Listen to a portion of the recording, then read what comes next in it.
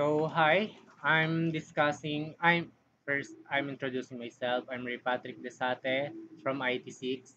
I'm discussing and solving this algorithm using FIFO method or first in, first out. Here I already um, given number which are 1, 2, 3, 4, 3, 1, 2, 4, 5, 2, 6, 1, 3, 4. Here, um, I will just bring down 1, 2, cause it's empty pa. There's no wala pang nakalagay. 1, 2, and 3. I will just bring down it because same wala pa din nakalagay. Here 1, 2, same step, 3 and 4. Here as you can see, um in time number 5, page reference is 3. As you can see, there's already 3. All you need to do here is just bring down it like this. 1, 2, 3, and 4. We will just bring down it because there's already 3 in our numbers. Again, 1, same step, 2, 3, and 4. Next step, 1, 2, 3, and 4. Bring down again. 1, 2, 3, 4. How about this? It's 5. Um, like what I said, first in, first out. So in this part, as you can see here, the first number that ends in this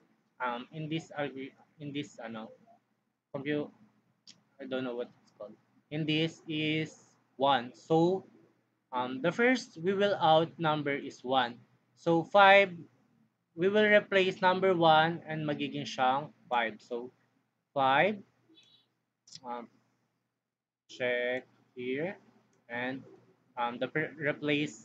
page replace is 1. So 1. Okay, just this 2, 3, 4, just copy it and bring down 2, 3, and 4. And here, there's 2 again. So just copy 5, 2, 3, and sorry for the number, 4.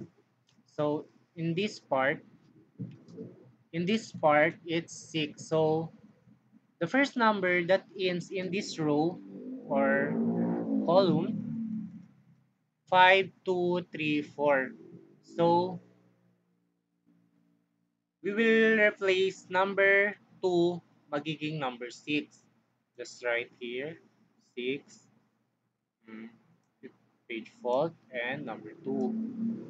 And same thing that we do is just copy 5, 3, and number 4.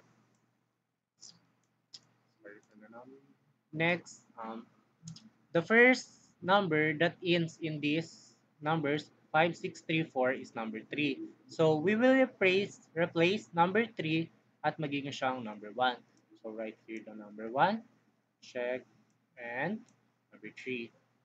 Just same step, just copy 5, 6, and number 4. Okay. Next step is number 3. Same step.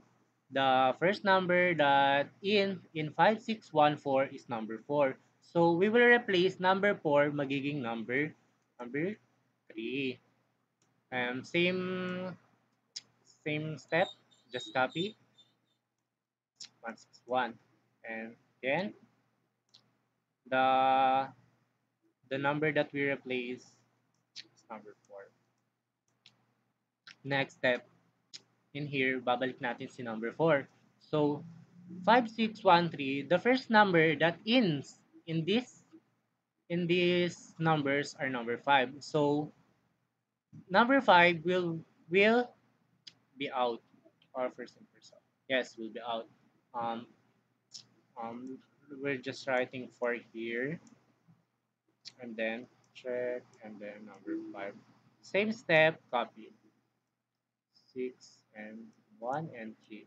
So that's it, guys. That's how FIFO algorithm work or first in, first out. Thank you for watching.